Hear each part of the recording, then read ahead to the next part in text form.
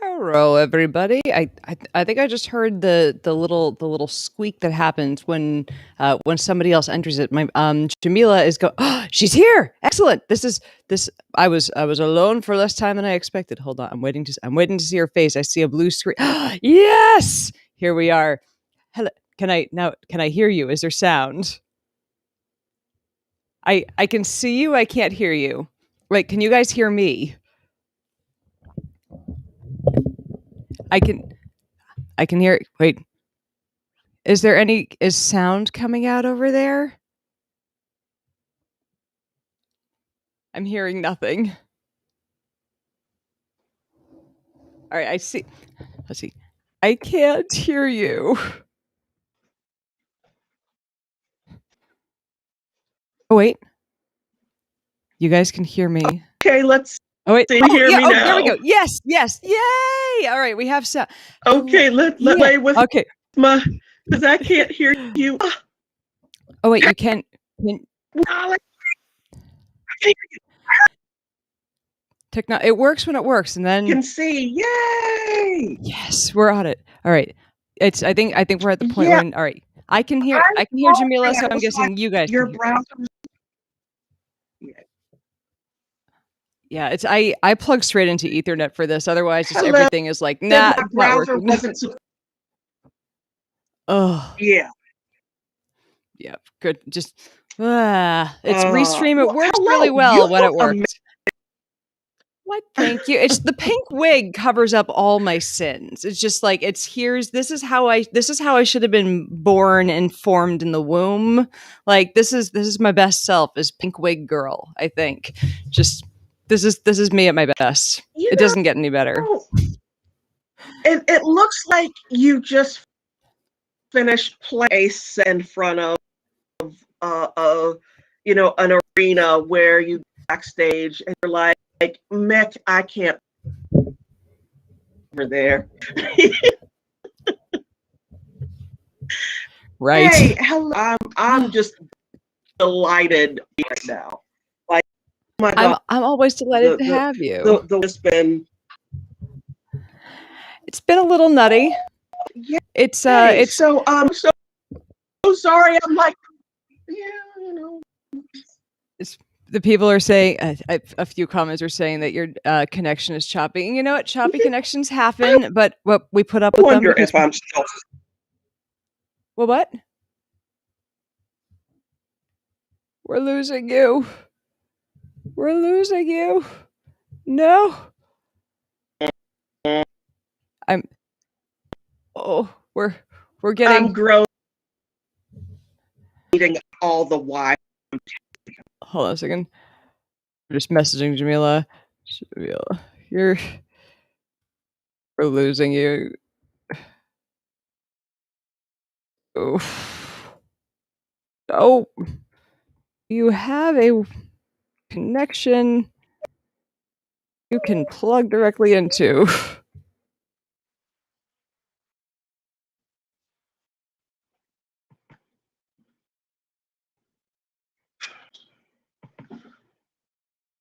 I hear you now. Wait, oh. I thought there is a J where there was once a Jamila. I need to do the what it's we love and it's so whilst I'm waiting for Jamila to return from the death of her internet connection. Oh wait, here's we have visual. Do we have audio? Do we have audio? Now, All right, let's see. this works. It's so far we have sound. We'll see. I like it. I like it. So, how are you, my dear? You're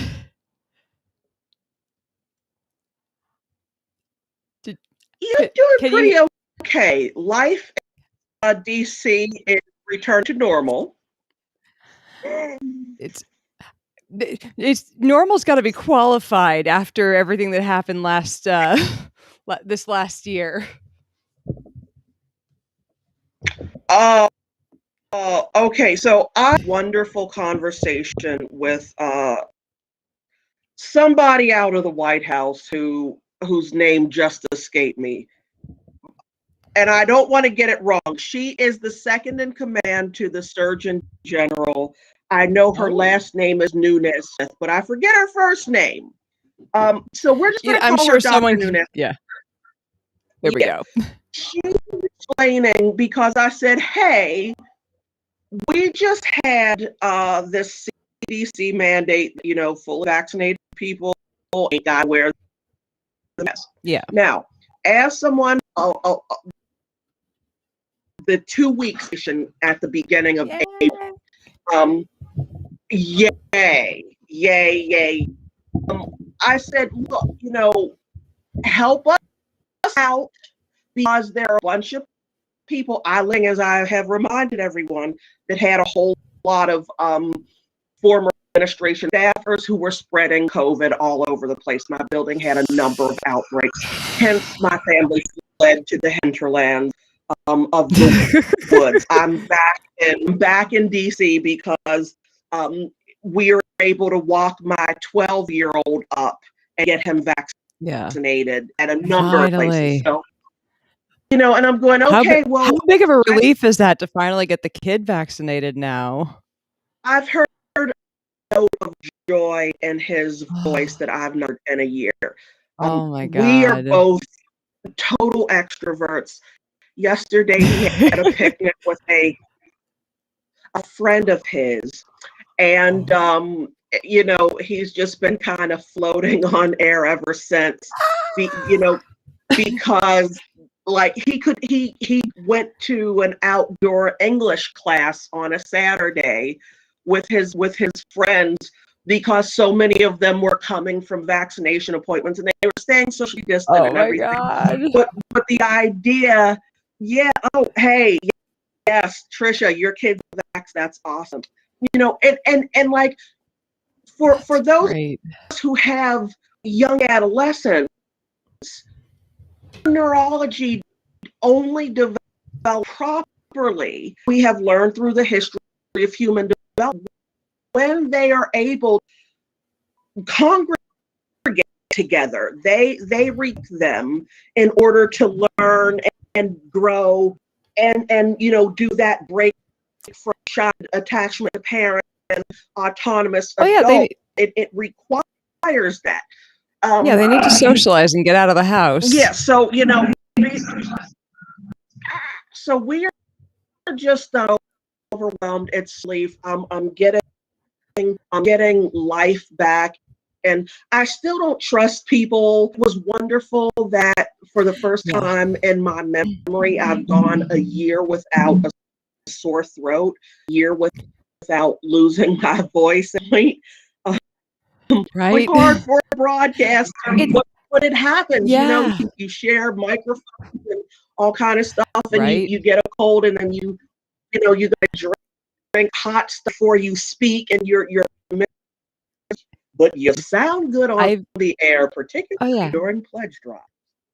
I carry, like, whenever because I travel I used to travel to go to conventions to give those talks, and I would always travel with prednisone just in case which don't take prednisone if you have a cold because that lowers your immune system and makes the cold last. It's just a bad idea. But if I was on the road and got a really awful cold and lost my voice and had to be on stage for a talk that they paid me handsomely to give, I would absolutely fucking take that prednisone so that the inflammation in my vocal cords would go down so that I could give that fucking talk and then be sick for an extra week because I was an idiot who took prednisone while I was sick. But not getting sick at all for a year was amazing. And I'm like, I'm perfectly happy to cover up my stupid fucking face in public. Just like in a grocery store, I have I'm probably not going to wear N95s anymore, but I'm perfectly happy to keep wearing whatchamacallit, just the basic surgical masks, just in large areas where I don't know everyone. And did you hear the recent, and as a Red Sox fan, I love this story. Did you hear what happened with the New York Yankees? No, I don't know about the base and ball. So tell me. I have a Red Sox tattoo. I know a little bit too much about the base and the ball. So I believe it was eight fully vaccinated Yankees have gotten COVID, and I believe 7 out of 8 of them are asymptomatic. It might be 7 or got it, and 6. It's either 7 or 8 of them got it, and 6 of 7 of them are asymptomatic. Like all but one are completely asymptomatic, and the other one is just light symptoms. But like here's what we have to remember: being vaccinated does not it's not it's we're this is my brilliant segue into the other thing that I want to talk about. It's not the Israeli Iron Dome. It doesn't stop Uh, the germs from getting into your system. Okay, the germs still get into your system. It stops them from doing too much it makes your body be like, what, the invaders are in, we should get them out of here. But they can still get in. Again, not the Iron Dome, not the Iron Dome. But the other thing is, as we know, it's 95% effective. Like, same thing mhm, with any other vaccine. None of them are 100% effective. You can get sick. And because we've got millions of people who have never seen this disease before, mhm. we're going to get people who get sick with this. And I love that it's 8 people on the Yankees. I'm sorry, I'm a bad person. Oh my God. So, Yeah. Now, two things. Again, yes, none of those Yankees are going to require intubation because of COVID. Those Yankees are not ding. going to die because of COVID.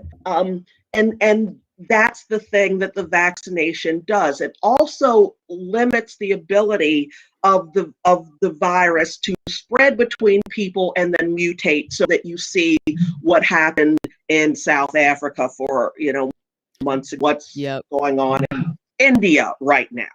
So Right. we Oh my don't God. want that. That was We don't terrifying. want that. Also, I did ask about the fact that clinical trials have shown that in the 12 to 15-year-old population, which of course is the most recent to be able to Yeah. get vaccinated, Pfizer's the only one cleared. Their their clinical trials are showing 100% efficacy Oh, in a wow. particular age. Now, Oh, again, 100% in that age group, but that's 17 million Americans alone. Um, yeah. so, the youngsters, the middle schoolers and young high schoolers, those are the ones who are, well, them, that age where they can't, get together without like touching each other and wrestling each Yeah. other and, Like that clandestinely picnicking with each other. doing things that we don't like to think about the fact that young teenagers do, but we all did those things when we were that age. So let's be Oh, honest. it's how the species continues. It's So, just we're a um, successful species because they made the sexy things feel good, and we just don't like to think about the fact that kids that age are doing them, even though we all fucking did that shit. and that's Parenthood's fine. complicated, isn't it? It is, but um, as everyone from fundamentalist backgrounds will tell you, when you're open with your kids, they don't hide stuff, and you can give them Yeah. better information. When you're like, don't you, my favorite Oh yeah. thing is, don't you let me catch you. I'm like, okay, well, you'll catch me I'll then. hide it then. I will fucking hide I'll it. lie. You know, I'll tell. Everybody tells everybody else's parent I'm staying at this one's house, so that when they call, you know. yep. Now, now It's with now with the camera and the phone, you can be like, do you better FaceTime me right now. yeah. Flip the camera and spin around your head. Now, see that in the '80s would have like wrecked a lot of us. Like I was one of the first ones of my friends who had a cell phone. It was because I was working like 45 minutes away from my house. And there was back in the day when now children of Gen Z, there was a store called a Radio Shack. Now it wasn't a shack that sold radios, I swear. It was an overpriced place where douchebaggy guys who are now the type of like they're the guys who would now be rational men. But like they were just paid way too much to sell you overpriced cell phones that you paid by the text and by the minute for these plans for that you could call next to nobody because nobody else had cell phones. It was amazing. Like the miracle that is Oh, the modern day cell phone and smartphone. Oh my God, if you lived in the late 90s. Anyways, but the thing is, like, yes. if it was late at night and you hadn't charged your phone recently and like mom was like, yeah, you have a cell phone, you can call me and tell me where you are. No, you can't. You were in the middle of the woods drinking and running from the cops and you had no reception. And because you hadn't charged your cell phone in 2 hours, it was a fucking brick. So sorry. I'm still sorry about the time that I stayed out until 5:30 in the morning and didn't call my mom when I was 15. Oops. I had it, and I had a Yeah. cell phone. I had the babysitter. Oops. So I'm just I think saying, Psy Mom has forgiven since then. she, I wonder if like when that happened, like forever, she was like, oh, this one's gonna be a nightmare. Like, but that was my one, like, oh fuck, I really did give my mom a heart attack that one night. But but as you were saying, like don't tell your kids, don't, like, this doesn't exist, don't want to hear about it. Like this, they're just gonna lie to you. But like, it's, I will, I've stopped giving my mom shit about this, but I gave her shit about it for a long time. And this is just to parents out there that are nervous about having the sex talk with your kids or are not sure what to say. I'm just, here is the thing to not, don't say this to your kids because they're going to look at you and go, fuck you, bullshit. My mom was a teacher for a long time, and she was, she was good at being honest with the students, but also she was Catholic, and she wanted to protect me, and I understand that. I'm not mad at her for that now. I'm not mad at her now. Then I was annoyed, but she said to me when I was 15, I wasn't fucking yet, but I was doing, all the things that 15-year-olds do, before that happened. And she was like, at one point she said to me, Yvette, when teenage girls have sex, they don't even like it. They only do it because their boyfriends pressure them into doing it, and they don't even enjoy it at all. So I don't think you should have sex because teenage girls don't like it. I'm like, so everything else feels great, but like that is like that doesn't, fuck you. No, I just, no. And like from then on out, I didn't trust a word she said about sex. So what I'm telling you, if you have kids, you gotta be like, tell them to respect their bodies. Tell them not to give it away to someone that doesn't, that they don't feel deserves, them and doesn't respect them. But like, don't tell them, yeah, sex doesn't feel good. They're not idiots. They're not more like, if it's just nah, they're not going to talk to you about this anymore. Like, do you want them to lie to you? Just, that's a way to get them to not say another word to you, because they're going to think either mom's a moron or mom's lying to me. So just, you don't have to like, you don't have to give them like directions and like, and diagrams. Just don't lie. Tell them I'll be here for you if you have questions. See, my Catholic mother just did the shame and humiliation thing. I was 19 in a week. Okay, so I was like geriatric by the time I got started. Like, a good percentage of probably 20%, between 20 and 25% of my close childhood friends were already mums at that point. So, hello, Poochie, hello. Oh my God, I love that doggy. He's so cute. But I'm a soft college. I'm on the dean's list. And like my mother, literally in front of my two younger siblings and everything. First, she like cornered me and forced me to say if I was having sex with this guy, and I was like 9, and she's like, well, I don't believe you. And I'm like, well, okay, I'll lie and say yes. What do you want? And then finally, like, yeah, okay, fine. After like weeks later, and then she's like in front of my younger sisters, you're probably going to get a disease and you need to go to you need to go and get yourself checked because I'm not taking care of any kids. Like, wow. It was horrible. And I will tell you this, wow. To this day, the only reason my mom knew that I was getting married, because I was just totally happy to like go off and do it and, just not talk anything personal at all with her ever, is that like the husband was like, no, you're going to tell people that we're getting married before we do it. And I'm like, well, isn't that a private life choice? Like, I don't like, and it's like, no. So, we went to Vegas and got married, and the family was actually there. I totally approve. I dressed up as Cleopatra and the husband was Mark Antony. We had a Oh my Liberace god. impersonator. It was awesome. That We got married at the Riviera where it was the 50th anniversary I of have Liberace opening up Oh the my ballroom there. god. So I had an all Liberace wedding. It was That's amazing. Yeah. how long have you been married for now? 16 years and 11 days. See, I got this is married 555, so I wouldn't forget. That's I we got married on my mother-in-law's birthday, and that was it was fun. My husband and I we likewise eloped because I'm like I just don't want to sit there and like make table settings or tell people where they I'm like I don't want to make seating arrangements and little fussy place. Nah, I'm not doing it. That sounds like planning. I don't have it in. I'm like I have an outfit in me. I can do that. I can put together an outfit and I can fill out one sheet of paper. That's all I'm like, I want a marriage, not a wedding. That was all I had. Yeah.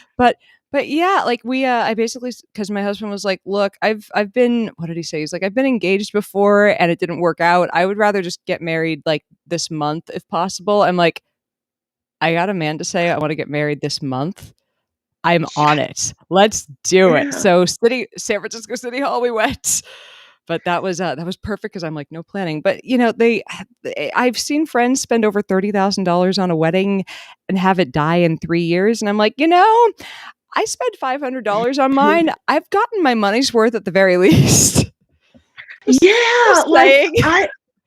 one of the first gala weddings I ever went to was one of my first cousins. He married um, Guy Boot, one of NASA's first black astronauts. He died in the Challenger explosion. But my Oh first my cousin god. married Guy Buford's niece. Oh wow.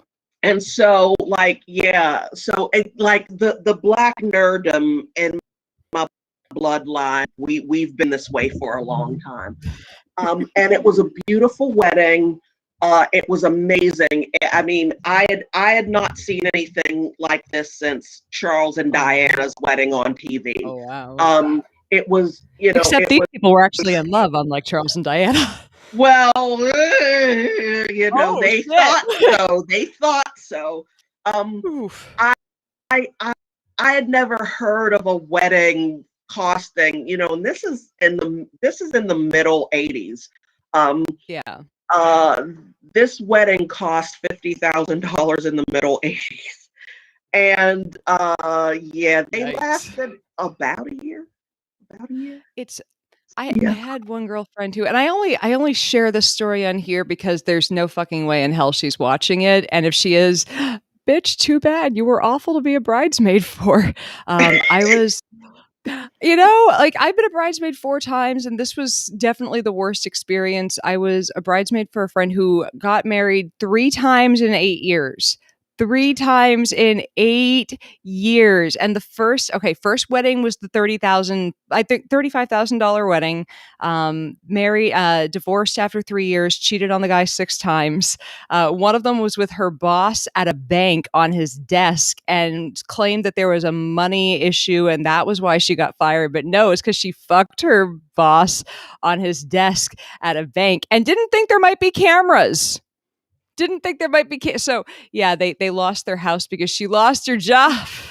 And that yeah, Wow. so that's the thing that happened. Next husband got pregnant, got literally shotgun wedding. Like her mother was like, she's pregnant, she needs health insurance, you have health insurance, get married. And like they got married like the week she gave birth. Got like the divorce started because he showed up to the hospital drunk, and started a scene that they had to talk the cops out, talk the hospital out of calling the cops. It was bad. Third husband, I don't. I don't want to kink shame this man, but we accidentally ran across this guy's FetLife profile, and this is the most vanilla. She is the most vanilla human I know, and if she saw his FetLife profile, she would run screaming through the hills. And I just know these two were cheating on each other, and she married him for his money. And I decided this girl was not my friend anymore when I got a wedding invite and she registered for gifts for her third fucking wedding. And when I moved to California and I was like, I'm going to have an apartment warming party because I just moved 3,000 miles away from everything I know. And I would like to have some friends come over and help restock my liquor cabinet. She's like, I don't think apartment warmings are a thing. I'm like, bitch, I don't think registering for your third wedding is a thing. Kristen Bates, fuck off. Anyways, just dropping in. Maybe it's Kristen Johnson now. I don't know whatever husband she's on now. There are plenty of Kristens out there, so maybe you know her, maybe you don't. Yeah, yeah. See, that's one of those. Oh yeah, I'm coming to your wedding. Count on me. You don't. You're not in love. You just like gifts at this point. You're just asking for gifts. I say this and I'm like, please buy things off my Amazon wish list, but I also don't expect them. It's a wish list, not an expectation list. Yeah, I've never had anyone buy anything off of my Amazon. You're just so. We need awesome. to rectify that. We're adding your Amazon wish list to the. Do have one. We're adding your Amazon wish list to the links below here next week. Then obviously, so just you're part of the show here, and we need to change this. There's no look. I'm just saying, it's you haven't lived until candy just randomly shows up at your door. I'm just saying. It's. Oh my god! I could use that. It has been so delightful during lockdown has been made better by just random bags of Hershey's Kisses showing up. Like I just throw candy on there and I'm like, just please send me candy. There are requests. Jamila's wish list. We will add it to the live streams from now on. Okay, excellent. Excellent. It's the shirt and the wig were both from the wish list. Awesome. Okay, so I've been playing around with wigs and stuff, but I'm wearing a little cap because I'm like in between. Yeah, I've been trying. I'm trying YouTube hairstyles, and this last one was such a fright that there's no way in hell I'm going to.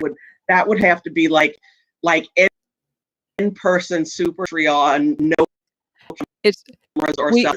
If you want to, if I was to say, I have done my makeup on Patreon before, and I've shown up with like my skin, depending on the day of the week, is super fucking wrecked, and right now it's super fucking wrecked, and they've seen me show up with no makeup and go from like 0 to this completely overly made up thing. So people are quite forgiving. People are quite come on, we'll see everything. It's cool. It's fun. It's easy. It's not. It's people are kinder, at least in the Patreon corner of the internet than anywhere else. It's like these are the people that already love you.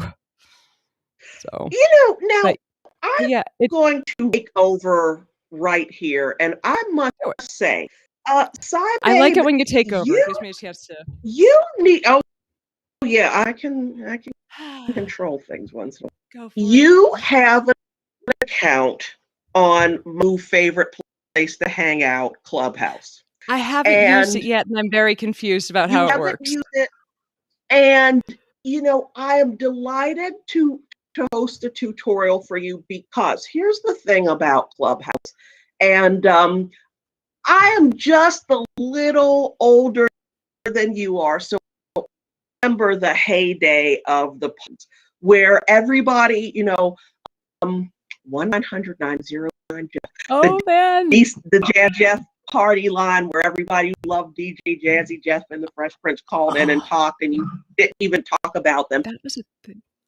Line at the same time, and 97 cents plus tax a minute for the privilege, and then your mom let you use the phone for the goddamn summer. You came back to school with boyfriends, and you're like, what's it? Anyway, parents just don't understand. Focus Panda. Focus Panda is going to be a new T-shirt that we're producing. Focus Panda. Yes, Focus Panda. Clubhouse is very much like this, except it's way more interactive. In a nutshell, now that Android folks are allowed on it, everybody on. If you got like the thing I don't like, there's no communication on platform. You gotta have people DM you through Twitter or Instagram if they talk to you. But so you're on Claudio only, and you'll go into a room something like Sci Babe rocks, we want a tour, let's just say. And so you have people who are moderators. They'll have this green little asterisks, whatever. Green, they're called green beans because people don't know how plural of asterisks, and I am one of those. So I'm not those are sure what the people who plural. can. I'm not sure what the plural of asterisks is either. So it's a confusing one. Yeah, so those folks can bring people in to the room. They can bring people up on the stage. Now, if you get up stage, everybody's in the audience. You can raise your hand. The people who have green beans can say, "Oh, yeah, I see Jamila in the audience. I'm going to bring her up to the stage. Please mute your mic, Jamila, and we'll call on you." And then you say, "Hey, what do you got going to say?" And then I can talk. You can put me back in the audience, or you can leave me up on stage while you bring your people. And it allows for a really great amalgamation, conflagration, radiation of people to just hang out and actually. So the conversations go on as long as you want them to, and it's a fantastic way to just talk about things. Now, I will say this, and then I'm going to shut up about Clubhouse. You know, it's social media, so you do have people. I'm the only non-millionaire on the because everybody else is Bitcoin millionaire, and they all Hey, are millionaires, and their my dog industry. just unplugged my headphones. Hold on a second. I can't hear anything. Get animals, they said. It would be fun, they said. And my head, come on. My hair is Bring tangled. Red over here. You can. Okay. There we Never go. mind. All right, I'm plugged back in now. But he needed my lap, and then he needed to not be on my lap very quickly. Oh, okay. Yeah, so I've never really been a cat person. Okay, You don't just got step a any cat. closer to that. I You got know a he very ran cute into cat. the house. This is Just Red. decided he's so cute. It's Yeah, he a boy ran cat. in and then wouldn't leave. And he said, "Hey, Red." And you're just in love with your cat. It's just so I've cute. never really liked kitties before. Hold on, wait. Bean. Okay. Oh, You don't need to show off your that bean. cat loves you. We are a cat loving crowd here. Like you saw obviously that my cat ran away for a couple weeks and came back. There were people here that told me they cried when my cat came home. There are people that are now in love with your cat just from the cat. Red is so cute. Oh He my really god. is. Okay, Oh, you're get the that. sweetest. Okay, so Red's no, like, I'm done. he is a bit of a love bug when he's tired. He crawls up between belly and neck sleeping, and then he plucks himself across me and stays there all night. He's awesome. And I just, I've always identified as a dog person. And then one day, this tiny little kitty ran up and rubbed on me when I was bringing groceries in, and he ran into the house. And, I picked him up and he plopped into my lap, and he just kind of laid there and let me pet him, and he bumped my forehead with his little forehead, and then he pecked me on the face with his little whips, and it was just, I'm like, oh my god, I like this, but you're a cat and I don't like it. Well, I like you. I guess I like this cat. And then and I am highly allergic to cats, but it's because I'm also racist against cats because it's dark colored cats that produce a particular protein which people who are allergic to cats are allergic to. If you are allergic to birds, chances are you're allergic to dark colored cats. The ginger cats Interesting. don't make that protein. The white cats don't make that protein. So I can rub them on my face and not get my eyes all swollen shut and that red thing in the corner swell to the middle of my eyeball.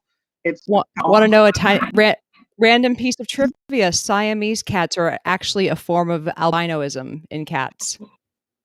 we are Siamese, if you please. Yep.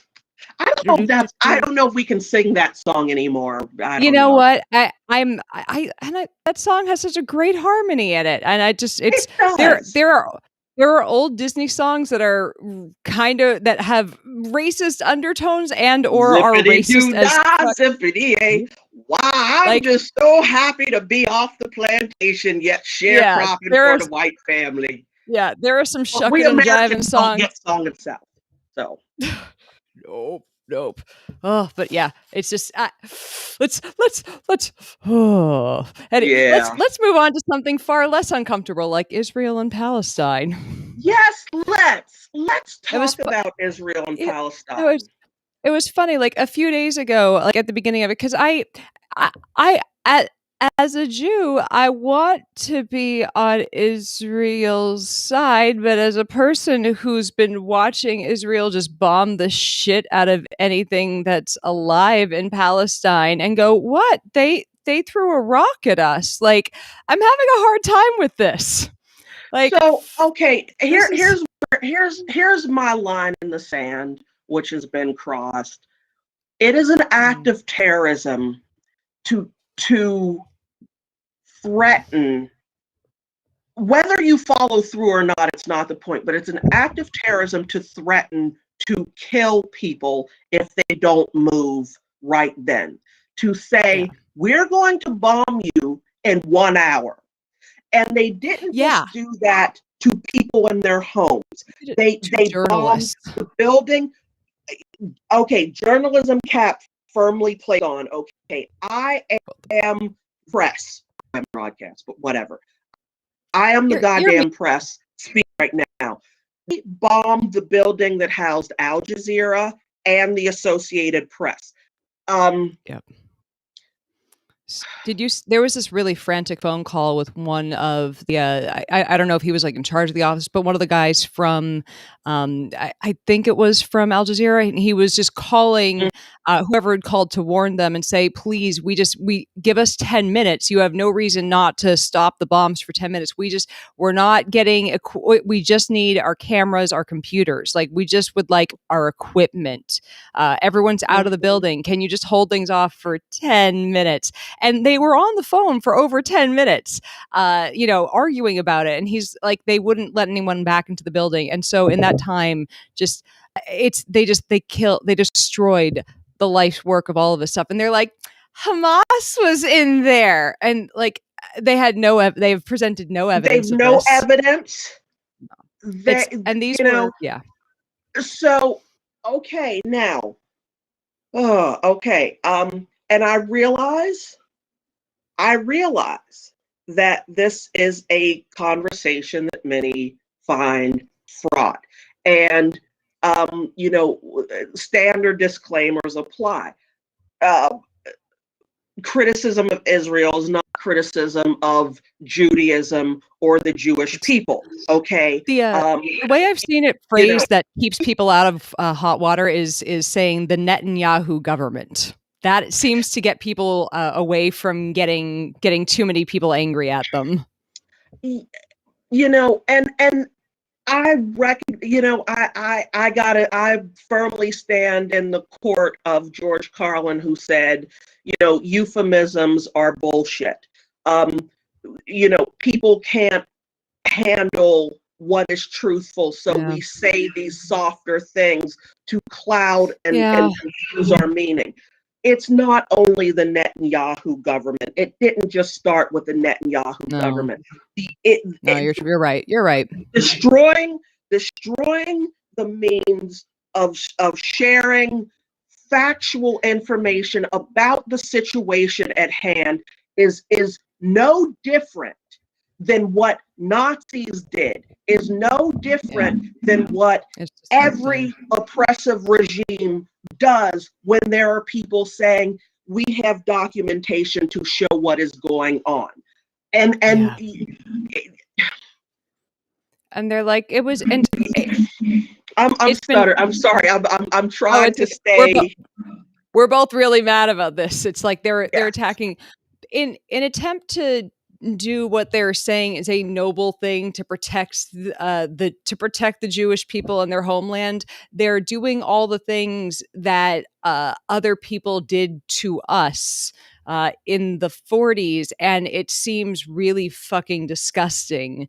And I don't see how like I go on Twitter and I want to see what the conversation's about, and I always want to. My question's always, what's the narrative? What's the narrative from the right? What's the narrative from the left? What's coming out from Israel and from Palestine?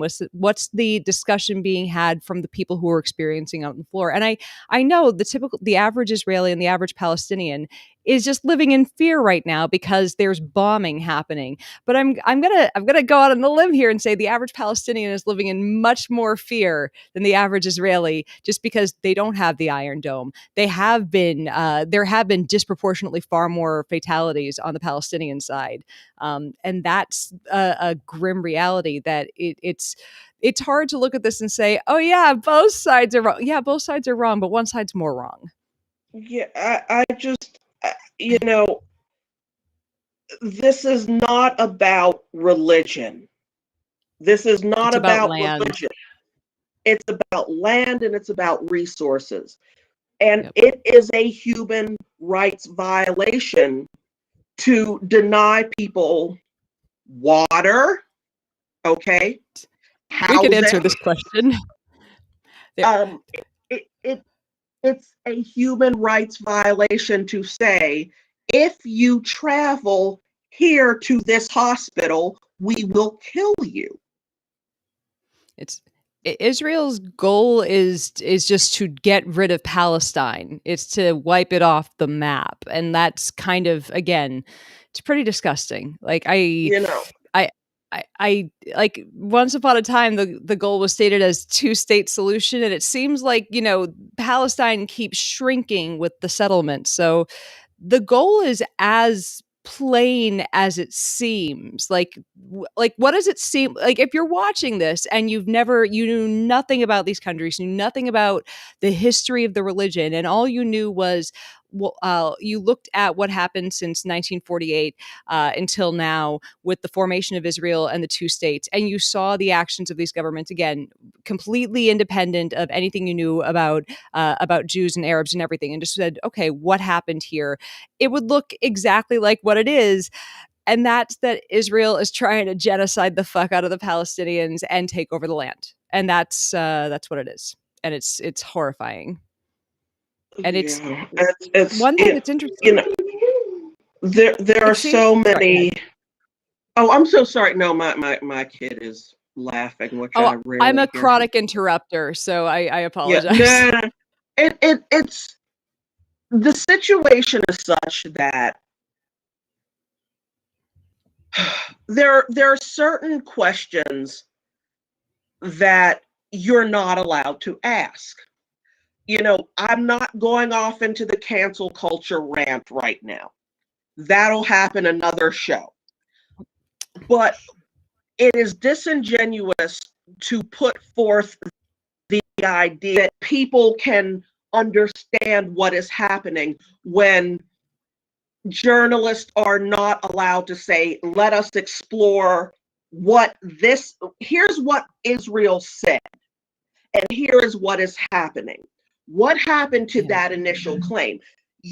I have watched very good friends of mine who are much finer journalists than am I lose their columns, lose their TV work because of asking the legitimate and necessary question. It's not Specifically only about the Israel, or Israel Palestine thing that gets people, asking here, let us explore the claims of Israel and let us investigate what the government that says they want these claims, what they've done. Let's ask those questions. When you put that on MSNBC, you don't get invited back. When you It's you know what's publish that, interesting?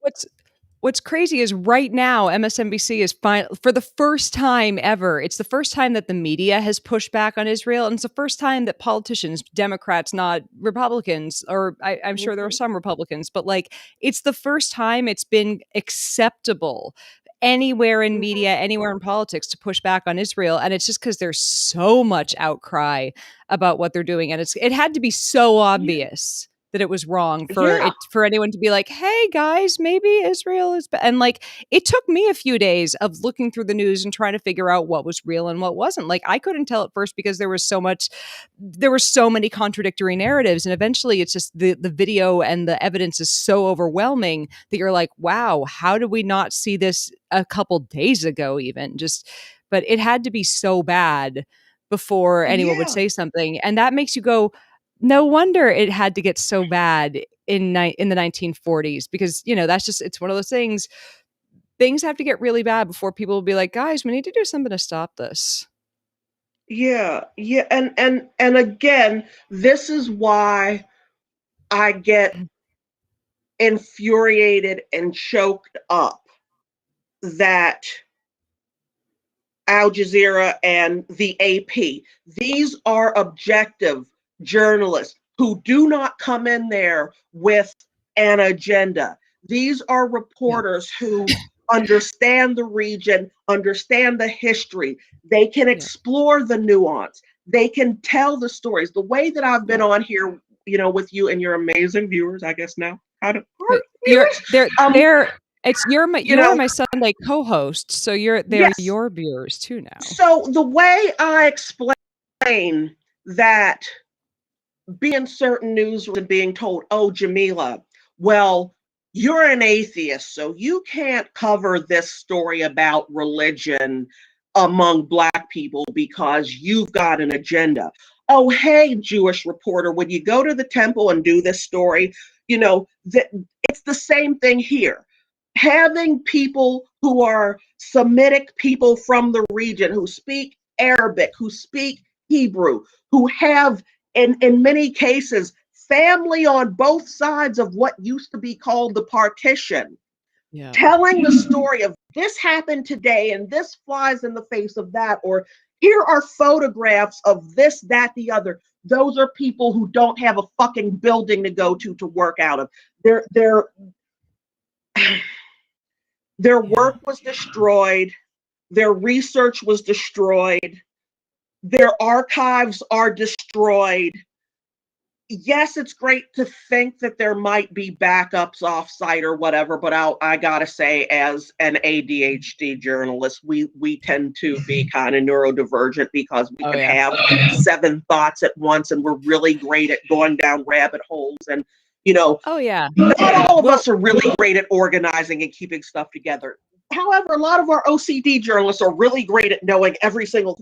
But I will say this: to assume that there are backups that can in any way touch the product that's been getting put out over the past, just say 3 months, it's a pipe dream. It's a pipe dream. Um, it's infuriating and it's frustrating because if if there were Jewish papers that were not destroyed in the 1930s and the 1940s, what would history have shown? What would have happened? It's no different when you destroy the presses now. So yeah, I'm yeah. it, So it, it's so upsetting to me. and I'm sure some people are gonna there are people that are probably looking at it going, oh, they just destroyed a building. They can keep those press outlets can keep working. How? They don't have cameras anymore. Somebody They don't literally have from chargers for their laptops at home. They yeah, don't like have and and the and infrastructure of the area is getting crumbling. yeah, getting stuff in there. Okay, so a camera person lost their video camera. Well, they've got cell phones. Uh-huh. Like Yeah.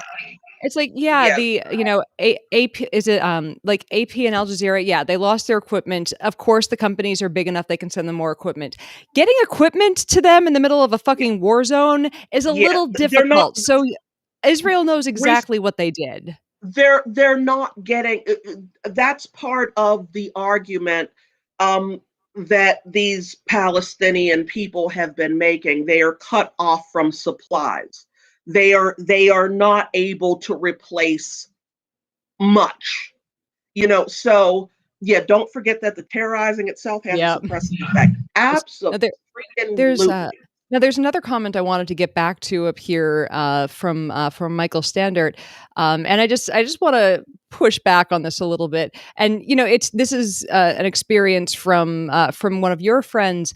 And here's the thing: like I can't ever tell you that a personal experience is wrong because obviously they experienced that, and it's an anecdote. And the thing is about hearing about anecdotes from everyone across Israel and Palestine is that everyone's got a different lived experience, right? So, anyways, Michael's comment: I have an Israeli friend who lives out there and is in the middle of all this shit. Needless to say, his quote side is a bit different from yours. And in all candor, other side's take is just a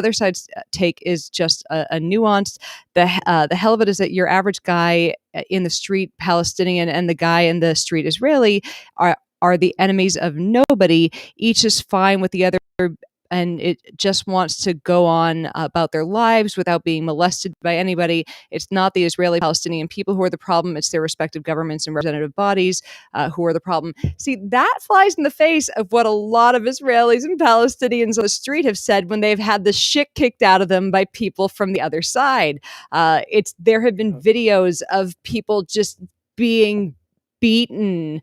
There is an amount of animosity between the people, and it's obviously not everyone, very obviously, but that's not the experience that everyone is having. I see Agent 007 is saying show feet. Look, my PayPal, if they go to paypal.me/the and throw $100 in, I will show my feet. Yeah, I'm not a cheap date. I'm just saying, I'll show my ugly fucking size 11 feet all you want. Just send Oh me my $100. God, I'm a size 11 feet too. We can share shoes. This makes Yes. me. Oh We just need to my God. live in the same part of the country. But yeah, just Agent 007, just paypal.me/the Just send me $100. I'll show you my feet. I'm Oh not my God. proud, but like Yeah. these are big. I'm down a toenail. They're interesting, ugly feet. Yeah. You can Yeah. see that shit. You just need to send me money. This is I clearly my am descent into being a cam girl.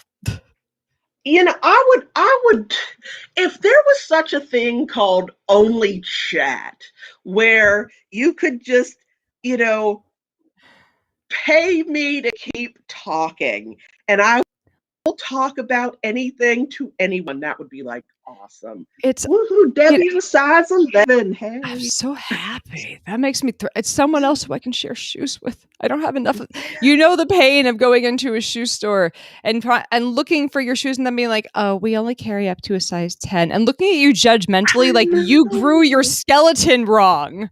How dare your feet have kept Exactly. I'm like, I can't lose weight to make these go down to a 6, you jerk. Like it's always Yeah. these tiny little girls named Rachel, like that are looking at you like, we don't have 11s. I'm sorry. I was You could try Walmart. I know. Mm. Oh my God. Oh, I have such flashbacks of being tortured. It wasn't bullying, it was torture that I endured in middle school because I didn't wear the right shoes. And Oh, like, Walmart wasn't as big as it became in Pittsburgh, now. So like we yeah. were still getting called Kmart shoes, but like the Well, I had most some of pejorative those. thing. Yeah, me too. And the most pejorative thing that anybody could say to you is, Kmart shoes. And it's like, oh, now I gotta fight this bitch. You know, my shoes are not from Kmart, even though it's Oh like the yeah. brand that comes from I, Kmart.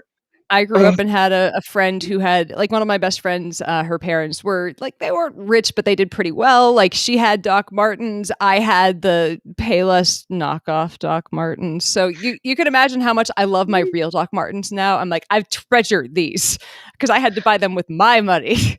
So a year ago, I go to Walmart for wasp spray because there was a nest on my porch. And I take the boy. And because my home in the country is wood, I didn't just burn the damn thing. Because, you know, insurance might say arson, we're not paying. Anyhow, we went to Walmart. And my kid runs over to this pair of shoes and goes, "Oh my God, this matches my shirt. These are so cute. I want these."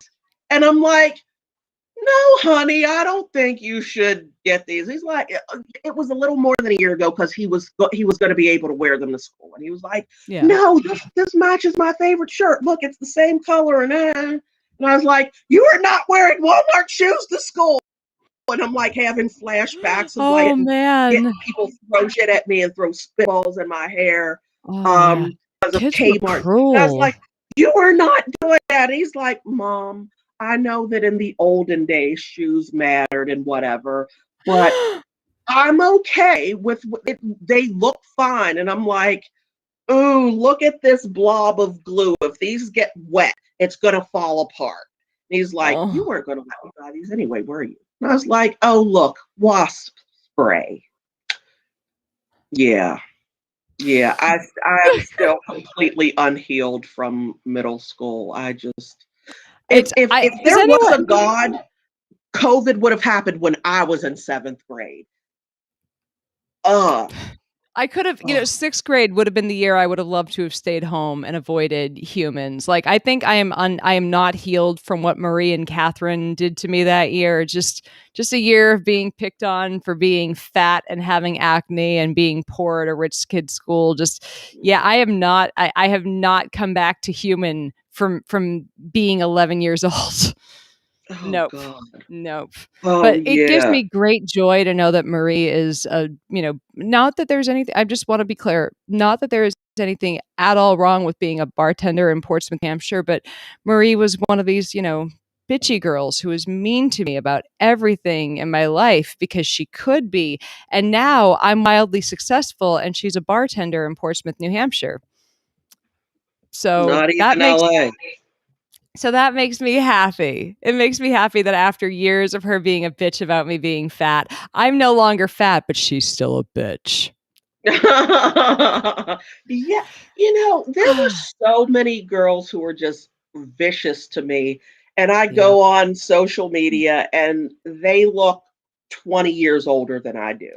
Right? And I'm like, wow. Like, I mean, I just had a random thought. I'm like, if it's that they're white, it's that white women age like wet dogs. We deteriorate. mm, not all white women.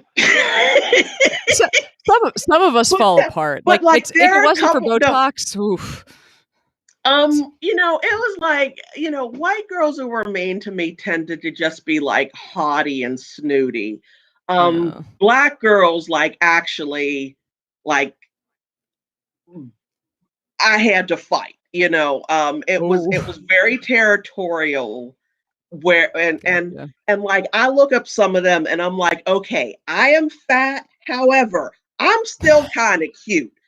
Ah. You, on the other hand, look like Grimace with a weave. So fuck you, Tamika Jenkins. And oh my God, like, yeah, whatever. Yeah, I you love look that this like has Grimace turned in a weave. And you're just and the same and wearing the same shade of Grimace purple lipstick, which looks good on no one unless you are a club kid, and we have not been kids in 25 fucking years. So go to hell. this is a very um correct comment. I've always said that black women age like wine and white women age like milk. Oh, it's true. It's fucking true. Well, I'm just look, it's gonna take I got a thing that was good for me financially recently, and I'm like, it might be filler o'clock now. Like it's getting to the point where things are starting to sag and change, and I'm like, look, I just want to do some preventative maintenance. That it's look, my white woman, this is happening to me. It's just things are. It's look, I got a lot of privilege, but not a lot of things that are keeping my skin from falling apart on me. I'm aging like a wet dog. Just well, no, doggies we are don't. awesome and cute. I It's am still team canine, even though I love red. So yay, wet dog.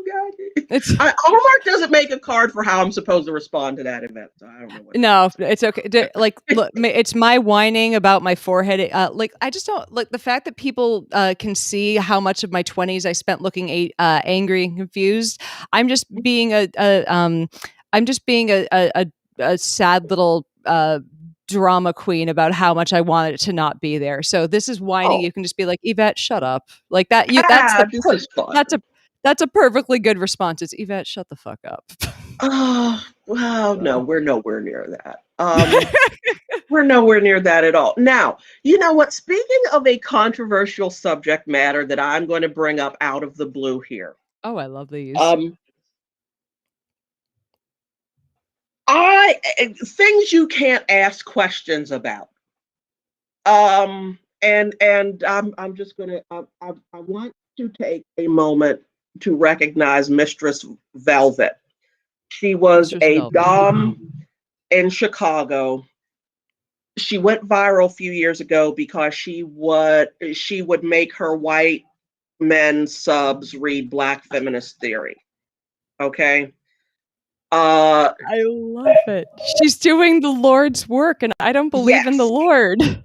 yes, I completely agree. I had one conversation with her. She was smart, she was funny, she was brilliant.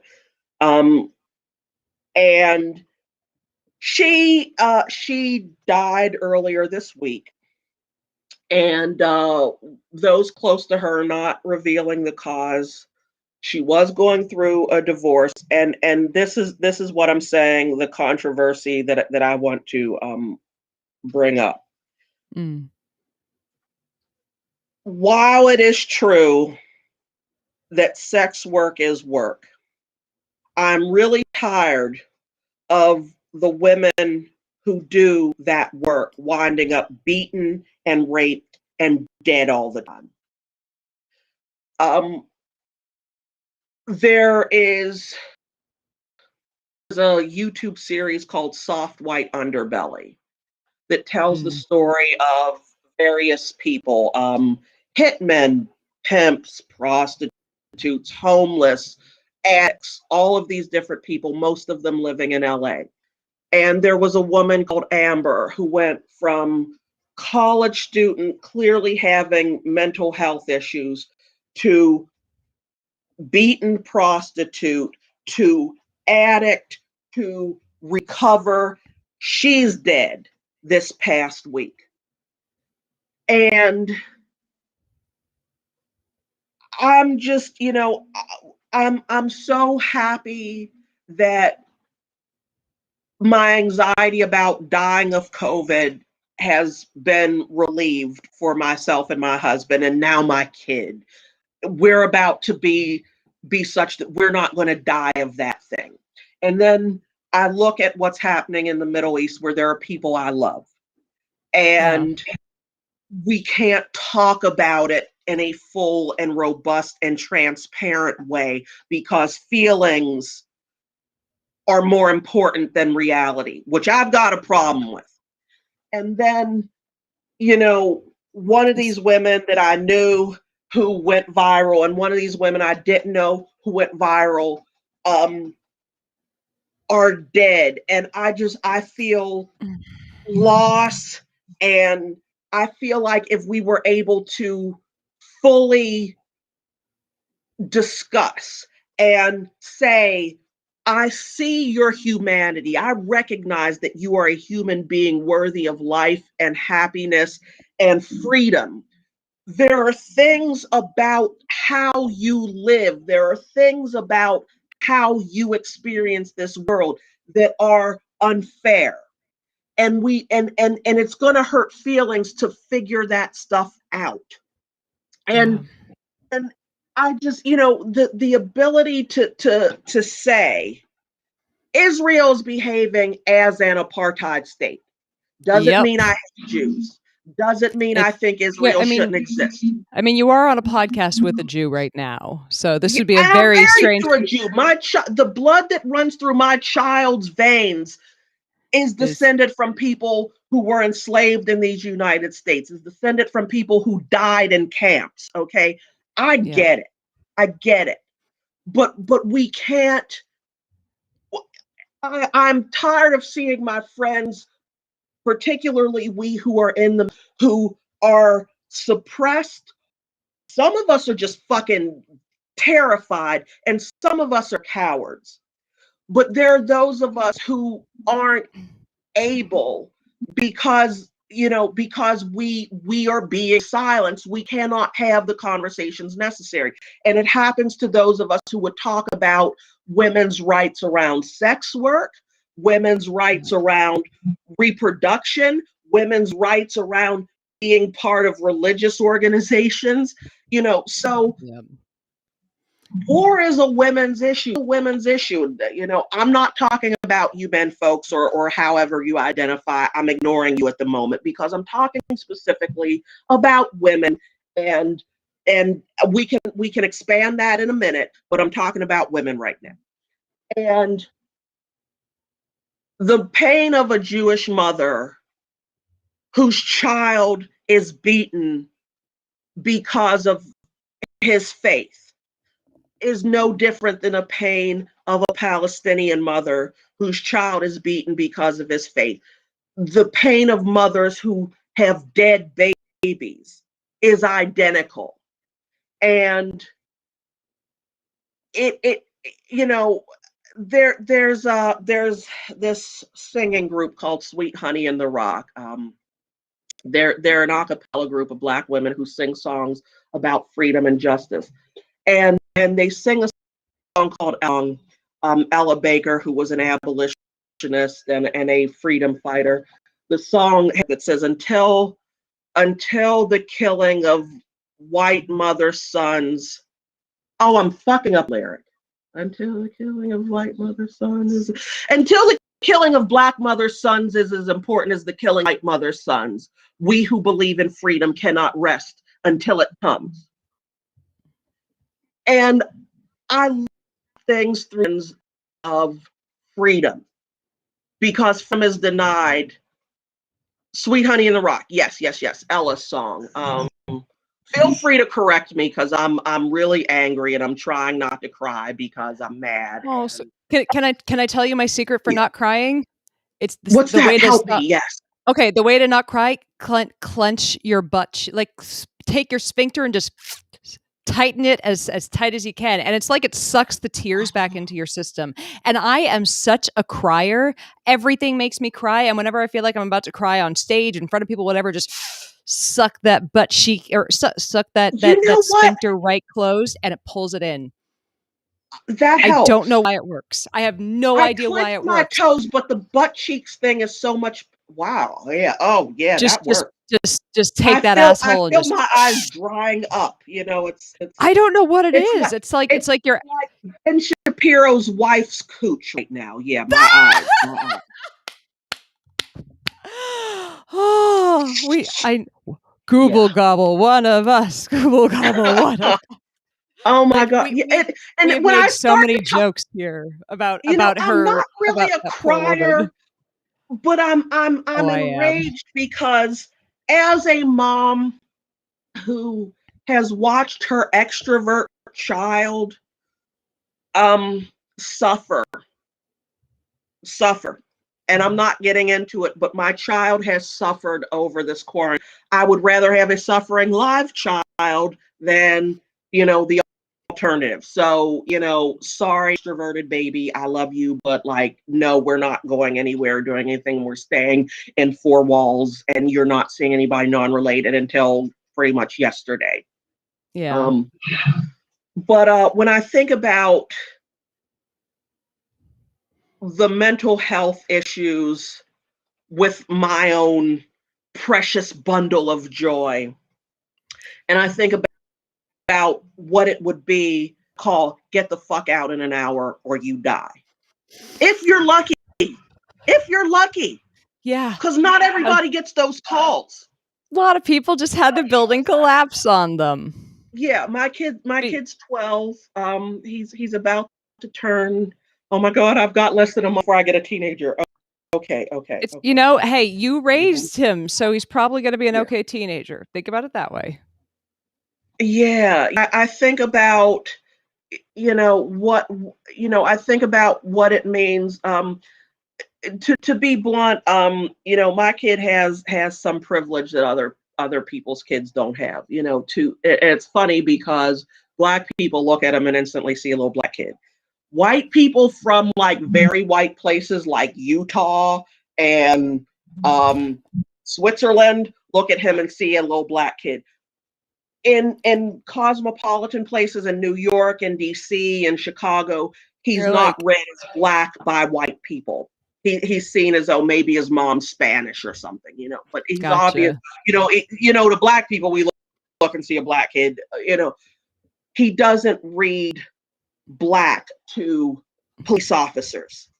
He's got the passing privilege, in other words, that He's got the protects him. passing privilege that protects him. Mm. Um, my nephews don't have that. Many of Oh, our friends don't have that. And I think about how my kid interacts with his school friends who are black, whatever. And I see how his very dark skinned friends interact now that they're coming into mm. very young manhood. Like there are a couple of hairs that stick out right there. On my kid, it's cute. On some other kids, it's threatening. Oh You know, god. um, Oh. when I think about a kid, a kid in Gaza who just wants to grow up and maybe, you know, bomb chicka wow wow once in a while. Yeah, They're a not 12-year-old political.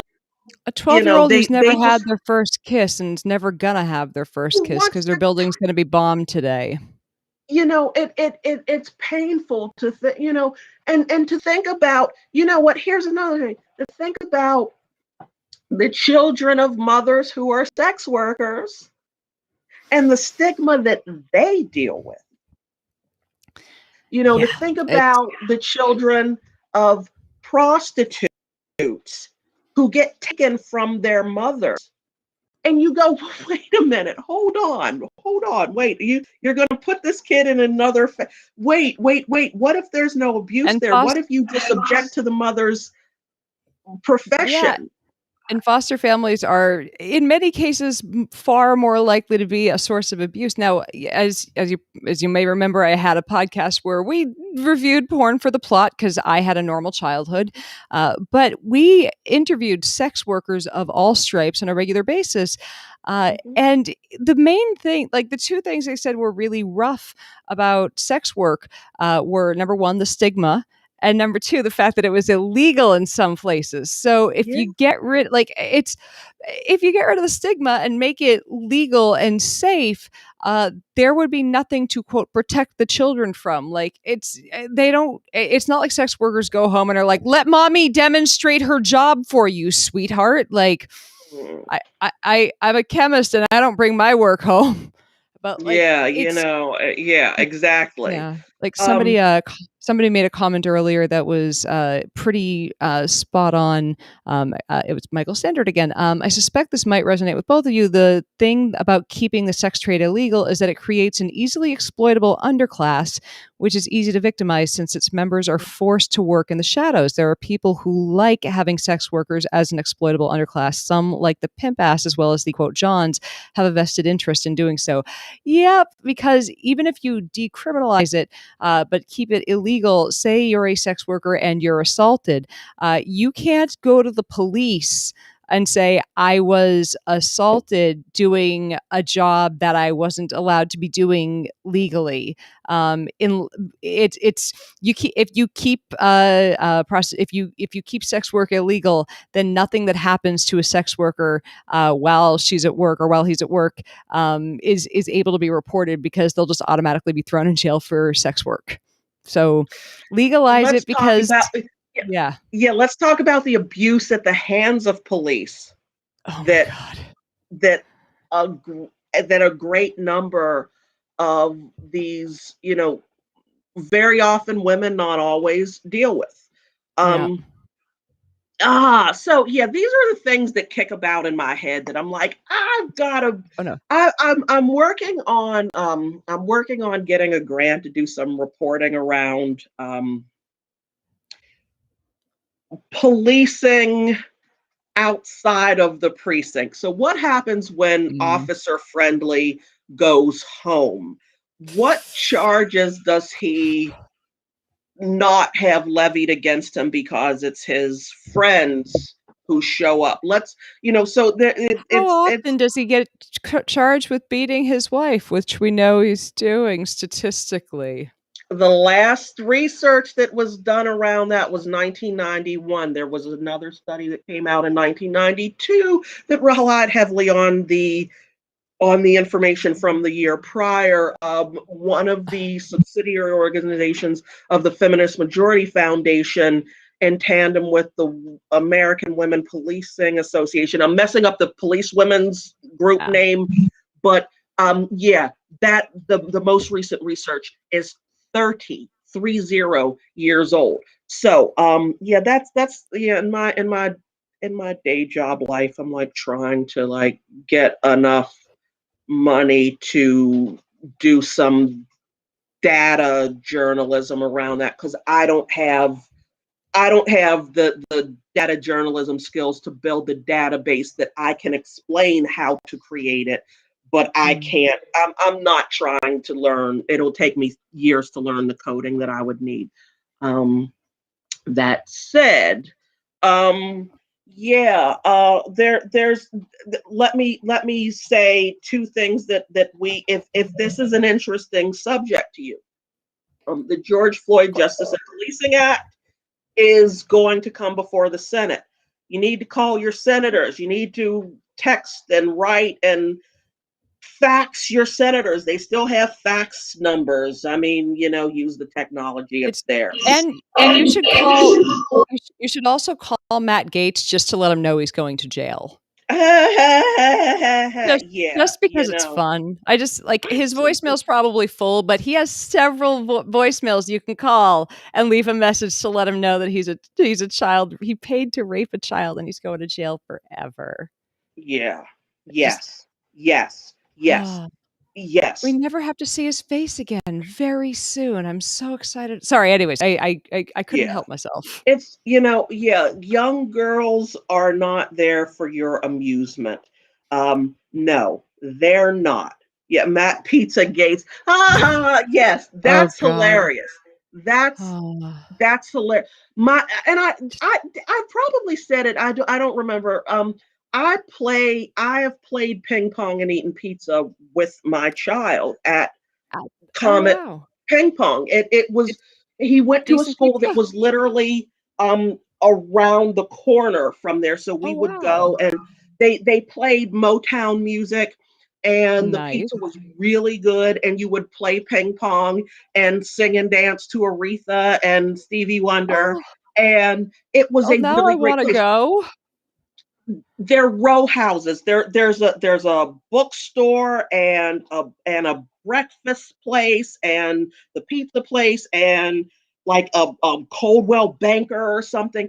There are no basements. They're row houses Yeah. in DC. There are no basements in those Like, buildings. You have to what? you go out to the back and you have to park in a lot that has ramps going up into everywhere because there's nowhere for storage. So they bring trucks right there and So, back in. Jamila, this brings up an important question.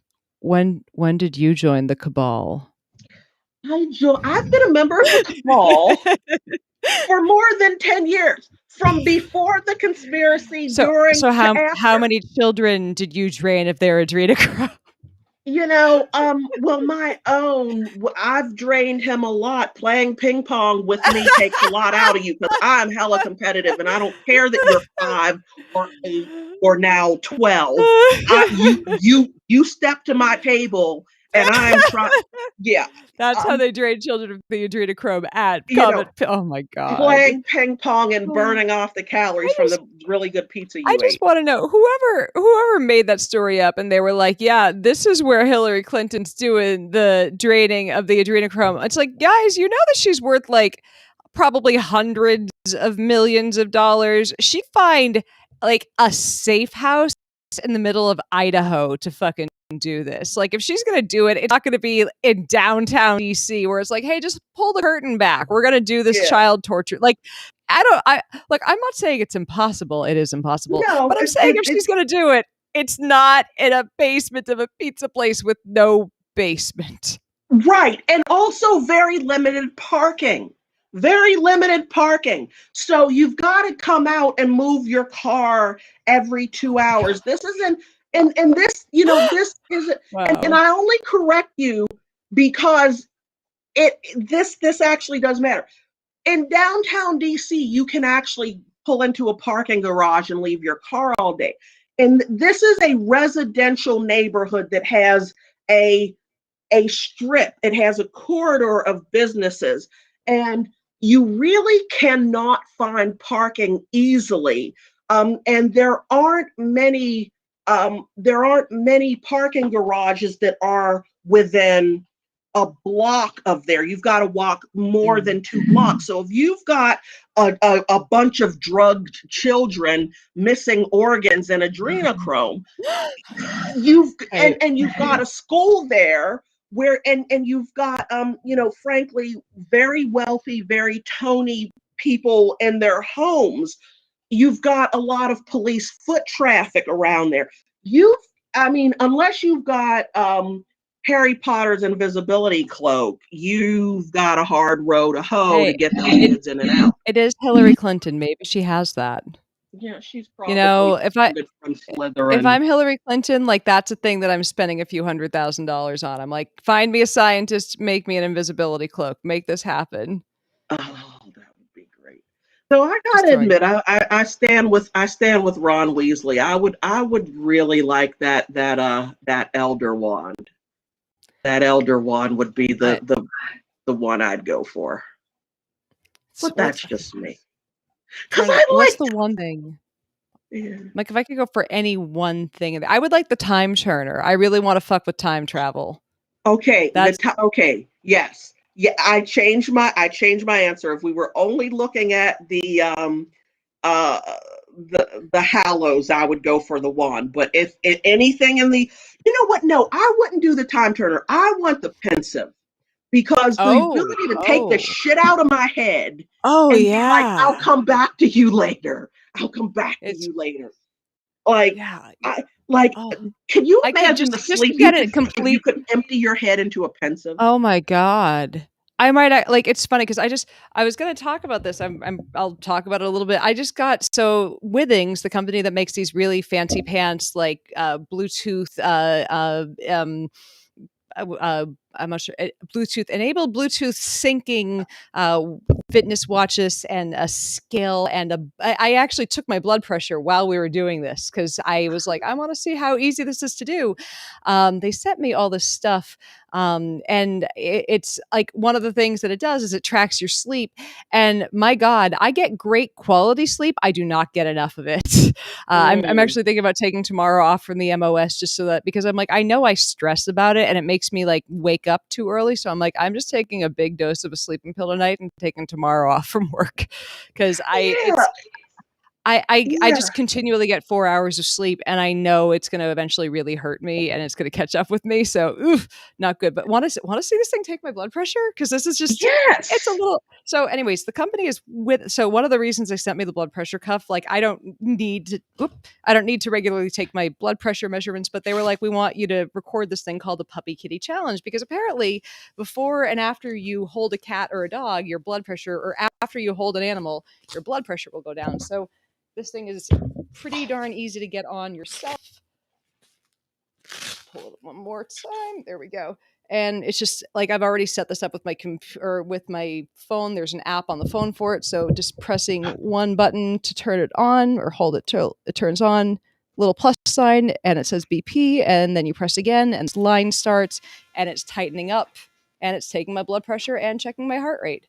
And at any given time, I can check my watch and it will tell me what my heart rate was 5 minutes ago. And it will take a live recording of my heart rate now.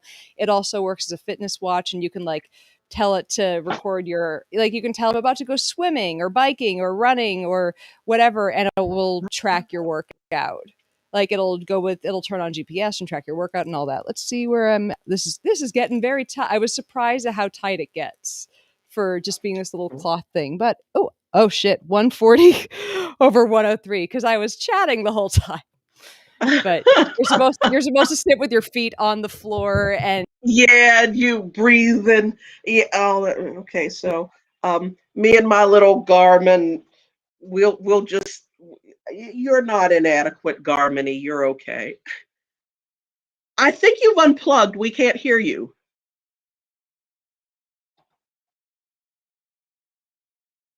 Silence from Yvette is so enlightening. Um, itty yeah. bitty. Okay, we heard you. We heard you. We heard you. Yay. Yeah, we can hear you now. Hello, hello. Hello to you. Yes, yes, yes. You're good. Okay, so we can hear you. Can you hear me? Uh, See, this is where I wish like I had the clan of the cave bear ability to like talk with my hands and gestures and like everybody understands because we've got memories for that. Yeah, we can hear Yvette, but Yvette can't hear us. So ah,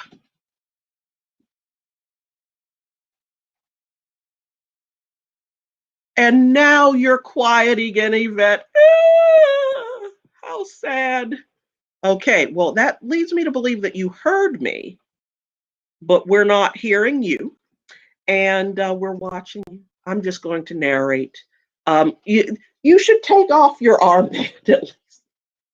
It's probably like, why is my blood pressure so high? I know, Clan of Bear. A throwback to the early days. And all things seventh grade. All the girls in my seventh grade classes were reading on our own time, of course.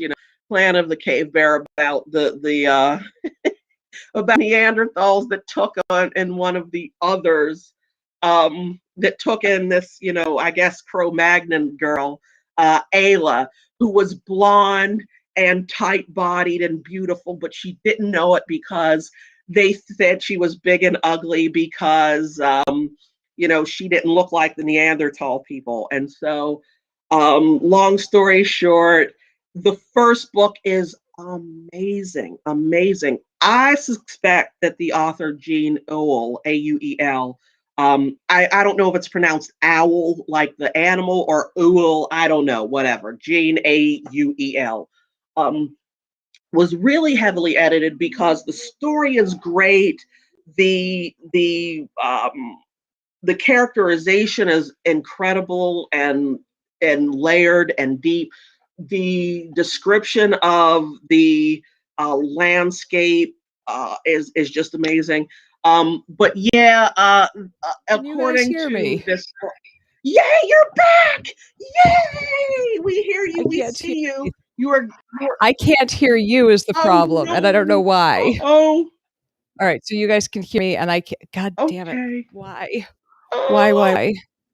Yeah, Don't tell so me my I'm headphones just have going to keep died. prattling on about Clan of Cave Bear. So according to Gene, This is not okay. the clan, the Neanderthals who call themselves the Clan of the Cave Bear, um, couldn't vocalize. Instead, they used sign language and hand gestures and body postures to communicate with one another. And All right, the I'm glad Cro you guys can hear Magnons me. couldn't I believe can't that hear these were anything from actually Jamila, which is not conducive to conversation. Let me figure Let's out how to audio see. output. All Okay, right, hold I think on. I have a way I I'm can gonna do get this something here to for work. Yvette to see if this works. I don't know if this works. Yay! There we go. All right, Oh, yay. found it. Got it. Oh, Got it. cool. Yay! I just needed to, for whatever reason, sound just decided it was no longer going to come out of my micro. Like my headphones were plugged into the microphone, and it's like, yeah, we're just not going to put sound out of this anymore. So that was fun. Anyways, it's now that I've been anyways, that was fun. So other piece of, I have no idea what was just discussed while I was gone. I'm gonna pretend that you guys solved the Israel Palestine conflict while I was out. It's solved, right? It's Everything's figured solved out. completely. Cool. Good Yes. job, guys. You guys did better than Jared Kushner in the last 2 minutes. I had faith in you. So good times. That But yeah. Jared needs less than 2 minutes from what he looks like. Anyway, Oh my God. uh, That man is there are things wrong with that man that we don't have time to get into. yeah. But let's see. I wanted to show you one thing on the watch that I love that is just so fucking neat. Because you the way that you would adjust the watch dial, you can sit there with the. Hold on, I need to move this up a little bit because maybe it's that I'm a boomer and I'm getting amazed uh by technology. But hold on a second, I should probably take this off so I'm not sitting here like putting my wrist in strange positions. But like the way to adjust the handle on it to do is just by turning this digital handle on your phone. So whilst moving the digital handle, this is, come on, adjust, moving around. I'm doing a great job of showing this, I know. By great, I mean Ah, terrible. that is a sleek interface there. But yeah, just by sitting there moving this, that's how it's going back, which is just crazy. But anyways, hitting cancel on that. So, Putting it back on. Ryan Blackhawk corrects you that you are not a I boomer. I know I Uh, have I you're a occasionally have. geriatric millennial. Hey, I'm an elder millennial. Elder. Oh my God. I can't I'm believe that Gen article X. came out. I am Gen X, and I'm very I happy was to be Gen X. And, yeah. I was so sure I was Gen X until they came out with like the ruling on when Yeah, millennials and Gen Xers were, and I'm like, okay, I guess that's well, see, fine. I'm an Xer, but um, I've got my older. So here's the thing: I very much identify as a boomer. I've got an older sister who was born in 1965, and I was born in 76, and like and then like I grew up in a house with my parents and both of my mother's parents. So like all of all of their music and all of their TV and Yeah. my husband is a boomer. There are 24 years between us. He ain't a Oh boomer. wow. I didn't know, like, He I already like had tampons in his apartment before I knew how old he was. And I like happened to see his license. I was like, I can do math. That makes you. My parents are like barely older than you. Anyway, Oh my um, God. yeah, Seems to have worked out. yeah, yeah, But if you gave me the option to pick a year and various things, pick a year of music, I would say probably 19 between I could, okay, a decade. I would pick 60s, 1960s, My hands mom fucking down. my mom TV, raised I me would on pick, the 60s. yeah, Like, yeah, the 80s is a very close second because that's the actual music of my childhood that I, yeah.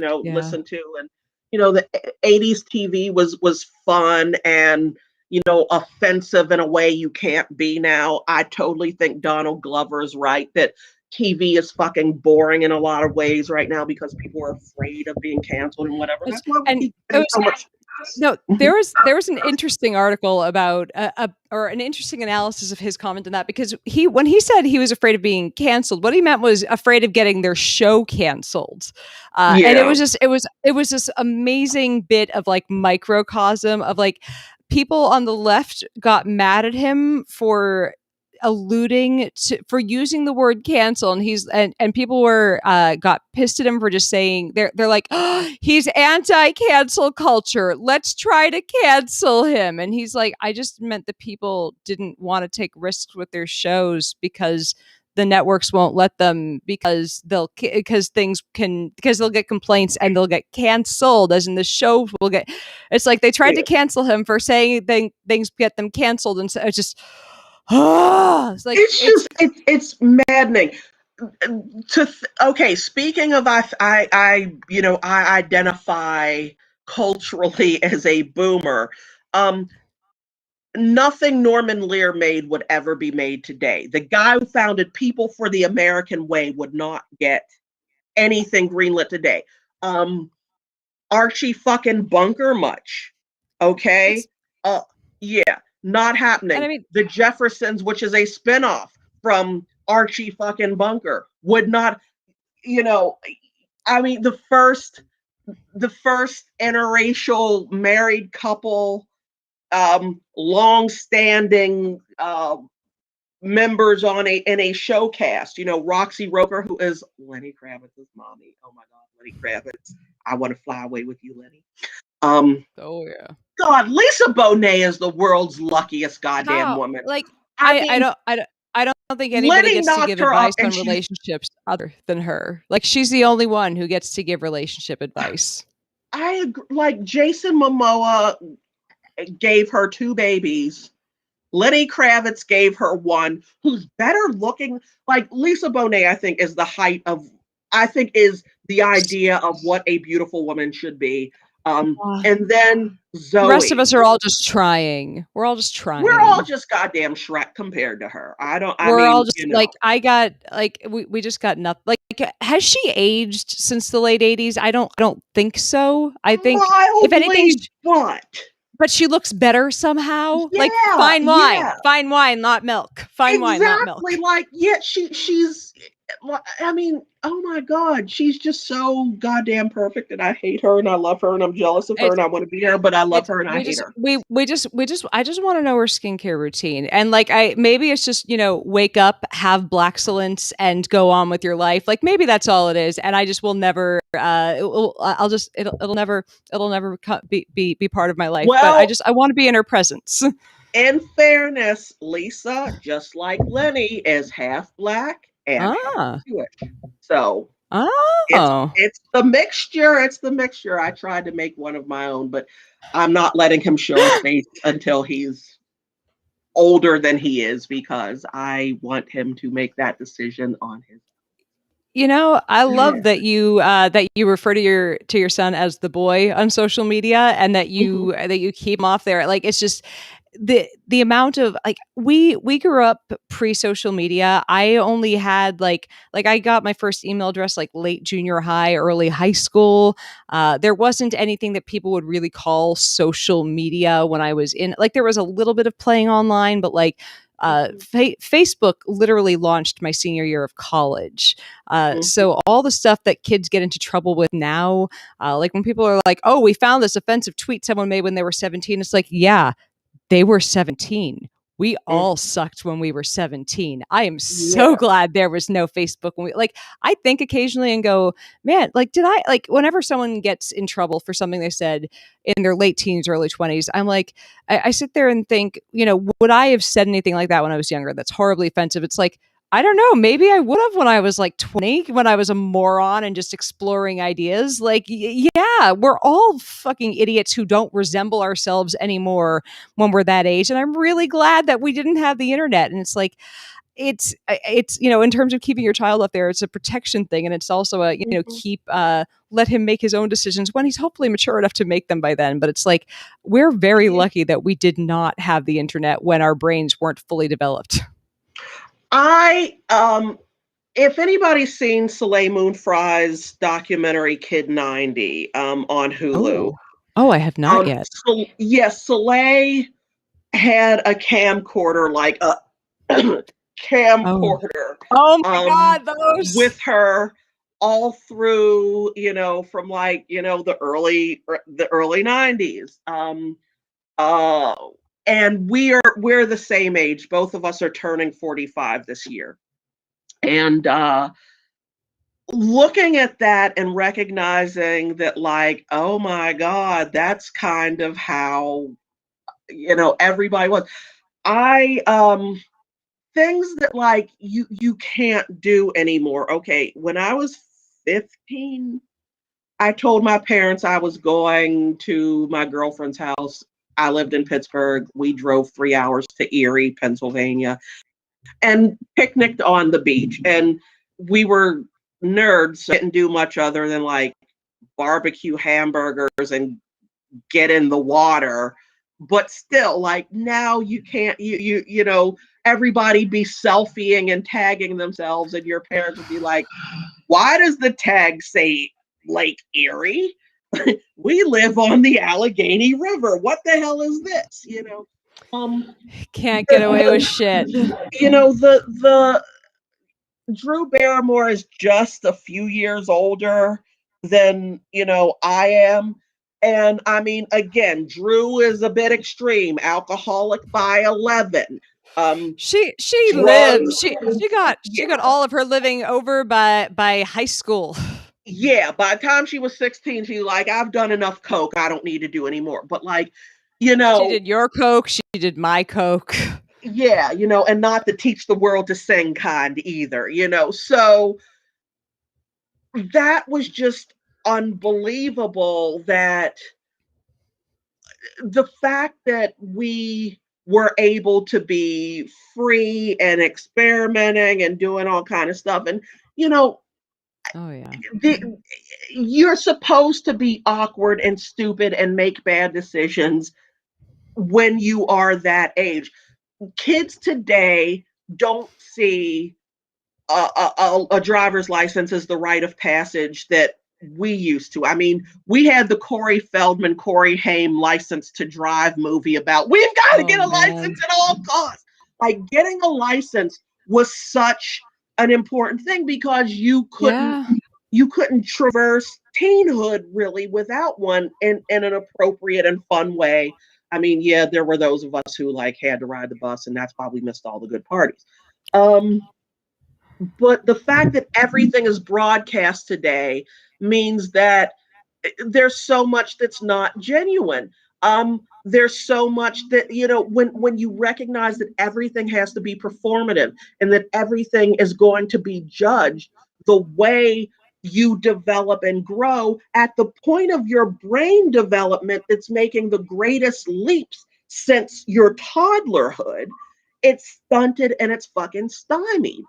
It's just, I just feel terrible that these kids today, can't fuck up because it's going to Yeah. cost them college. Now, asterisks. Now I can't even say the word without its plural.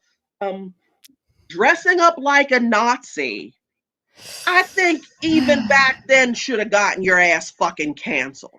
There are Yeah, like some things you just don't do. Play, blackface. you know, blackface. Blackface. I was at a Halloween party one year where some dude did blackface and put on a Rasta wig and said, "Oh, I'm Bob Marley."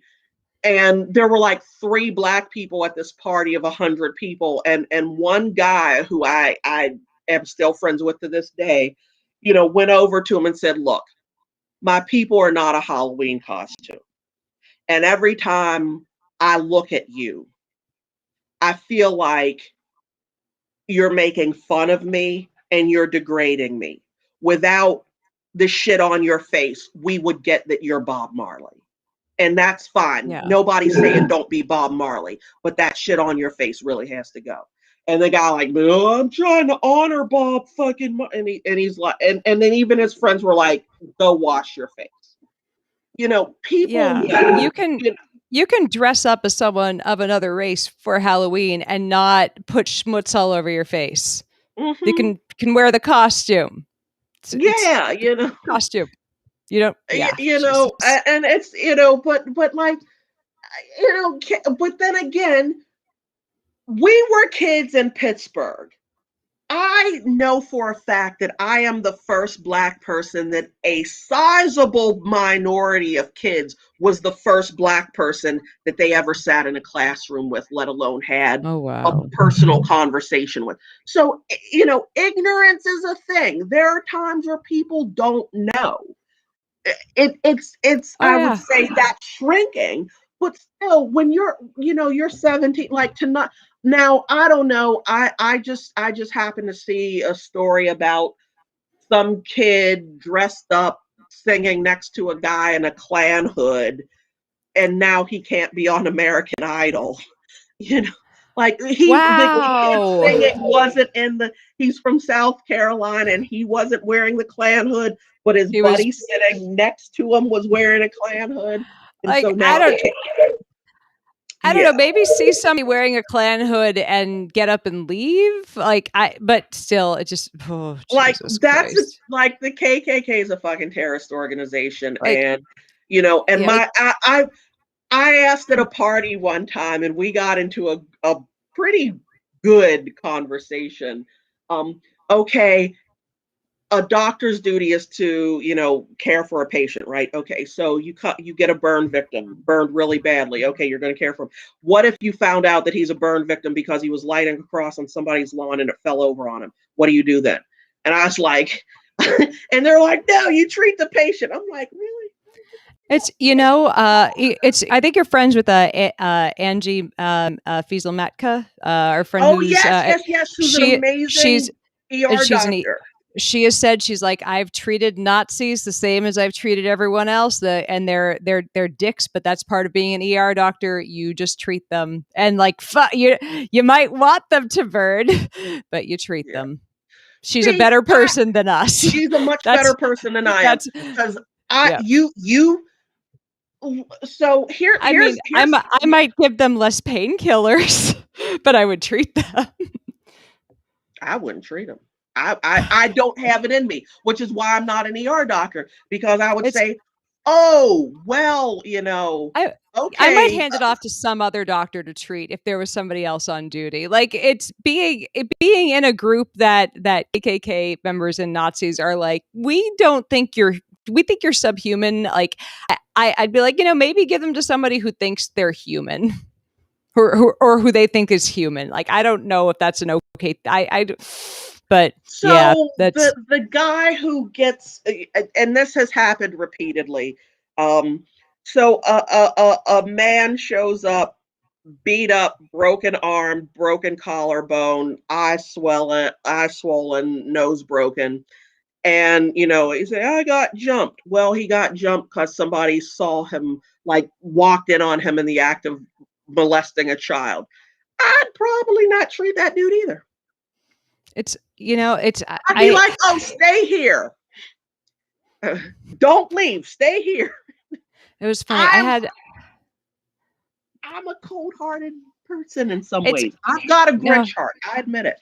I had a friend who I ended up I hate that I have defriended some people because they've turned into, like, not just Trumpers, but like hard, good Jesus Christ, what happened to your brain Trumpers. But there was a girl who, she was a pretty hardcore Republican to start with, and I could deal with having friends who I had strong disagreements with, but who I thought were still moral people. But she'd been a cop for a while in Atlantic City, and she ended up getting kicked off the force when she had kept she kept having to go respond to calls at this one house over and over and over again because the parent had hurt the child. And eventually the child landed in the hospital with serious injuries and she just lost it. And she went to the parent's house and beat the shit out of the parent. And I'm like, I can't get mad at her for that. Like, and part of me goes, man, I wish she hadn't, turned into a full Trumper because that's the type of person I'm fighting on my side. But Jesus, like, Yeah. can you imagine seeing that Yeah. type of abuse over and over again to the point where you're like, I just can't anymore. And this person I can't, like, what drives a person to, how bad must it be for you to go, I know this is illegal and I'm going to do this anyway. And it's like, part of me is like, man, this is why people hate the cops. And also part of me goes, good, fuck that person who is beating their child. Yeah. Yeah. So. Ooh, I'm sorry, I'm muted. Yeah. Oh. Again, nuance, and it sucks that the phrase I want to use got turned into a series, but the shades of gray are the things that make humanity great. Yeah. The conversations that we need to have, and the ethical dilemmas we need to puzzle over. They're not black or white. Yeah. It's Derek Black, the son of Don Black, the neo-Nazi who started Stormfront. Derek Black has completely disavowed his former, Nazi racist leanings, and he still loves his daddy, though. He's still Don Black's boy. He's still, his parents are still in that world, and there's no estrangement between them. But do you know, if you don't know him, you at least know of him. Do you know Nathan Phelps, formerly of Westboro Baptist? Well. Oh, yes. Yeah. Oh, yeah. He's great. And it's like, Old boy. I feel like sometimes we do this thing where we hold someone's shitty opinion against them forever. And like, and look, I'm pretty far to the left, and I see this in leftist circles a lot. And I think it's just somebody gets a stick in their ass about, like, say let's take a non-existent person. Bob Smith is a figure on the left that somebody is like, they said one thing that I don't like, and I'm gonna try to ruin them with this forever, and I'm gonna find scattered evidence that they're bad, and just eventually try to cancel them for it. And it's like, I see that kind of stuff all the time when people are go off on people like Lindsay Ellis, who's as innocent and as like non-controversial of a YouTuber as they come, and it's like, somebody got a thing that they decided this person must be ended, and it's like, look, there are people on the other, and I get it, occasionally someone might say a thing that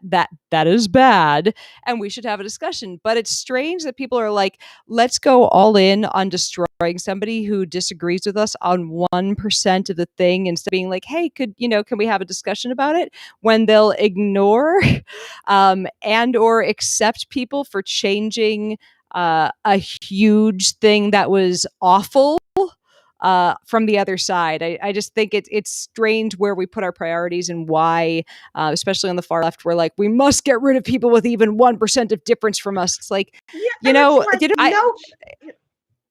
human we just saw agrees with themselves 100% of the time. If you doubt it, look at who you used to fuck. Okay, think about the second person.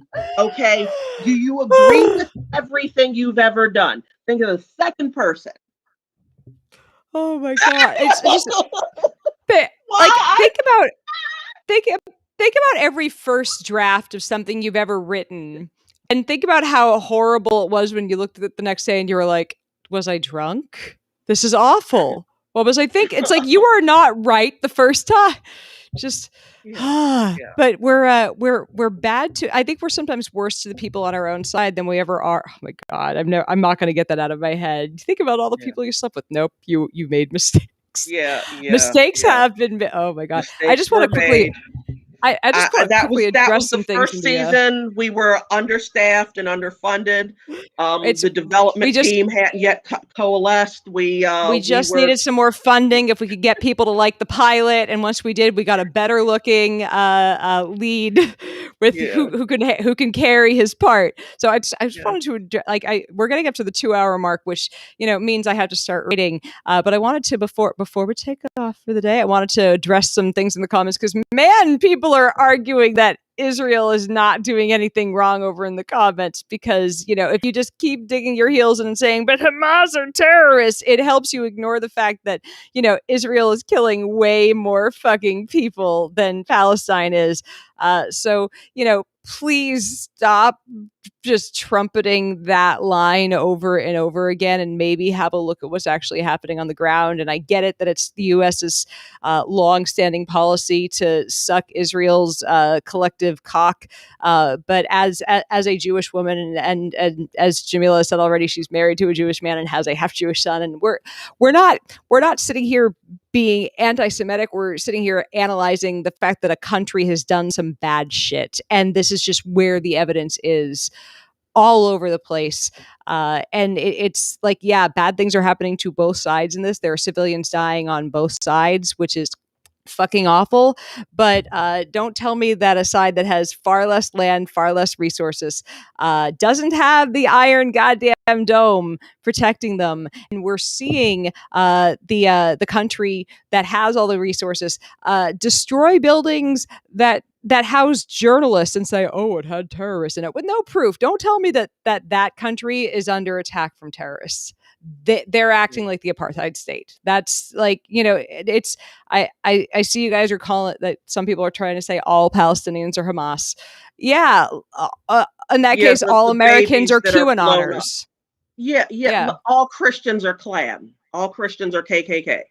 yeah. Like Except the it's. Catholics, because they're not the right kind of Christian. But So I but mean, like, however, there is a strain of Christian or forgive me, Catholic KKK members, um, oh my and god, they tend to oh be my god. concentrated in southwestern Pennsylvania, where I come from, because it's more important that they are white than that they um, recognize Wow. the Pope, who the original KKK. Yeah, it's yeah. hmm Anyway, Wow. nuance. It's a thing. It's a thing. So yeah, People are I'll talk to you forever, Yvette. So so, well, let's find this thing. that's why we're doing this every other week from now. And we just Yes. we're a dynamic duo. Anyways, I love you guys. I'm going to we're going down from now. It's when we do this again 2 weeks from now. There will be also a link to Jamila's Amazon wish list, because we can't do this and not start sending candy to Jamila as well. Like that would be a crime of the highest order. I'm just saying, like, I think we're just going to switch out my wish list for a little while and throw yours on there. That just we have a plan. Anyways, if any of you guys are not already signed up for my Patreon, because we're dwindling in numbers now, please sign up for Patreon. You will get the Moment of Science sent to you every single day. You also get 2 extra monthly live streams, and we fixed the audio issues that we were having. My husband sat down and finally figured out why I suck at audio issues, and I managed to get my OBS up and running so we can have our live editing session on Tuesday. So if you want to come and see how I get through all the punch up on one of my articles, come and we're going to be sign up for Patreon. There's also when I'm working with Withings, we're going to be doing a drawing for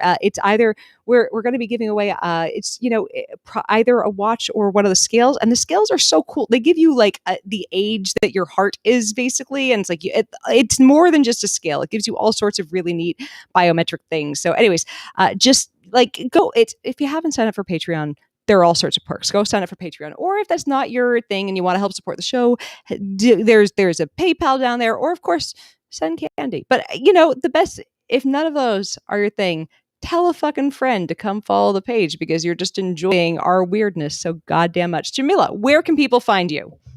Okay, so you know what? I hang out a lot on Clubhouse. So I'm the only Jamila Bay there.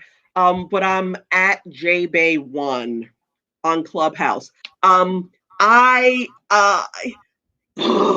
you know what? Oh wait, I'm on Instagram. So I'm Spar with Jamila, SPA. So come Spar with Jamila. It's That's just the name. it's Yeah, that's just the name to let you of know. this.